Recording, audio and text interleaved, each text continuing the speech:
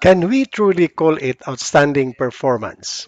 Hi, this is an hour with Sir Noni editorial.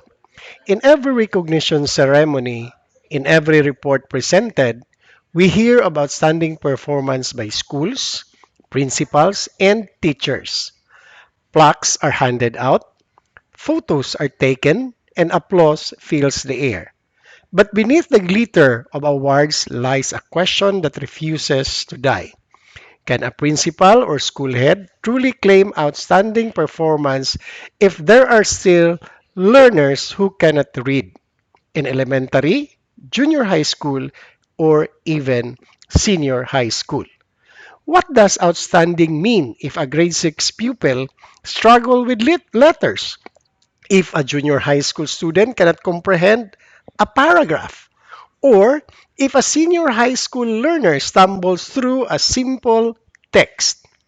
Can we celebrate achievements while turning a blind eye to the silent cry of those who are left behind?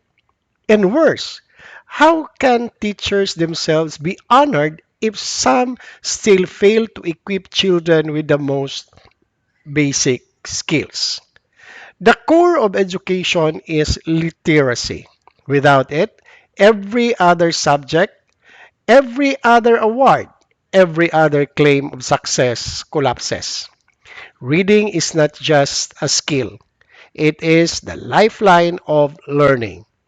To declare outstanding performance while learners remain illiterate is to decorate a collapsing house while ignoring its crumbling foundation.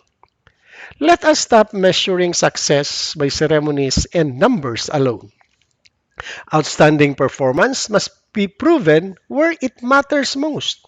Every child reading, every teacher accountable, and every school true to its mission. Until then, awards are not triumphs, but reminders of unfinished duty. Thank you for watching.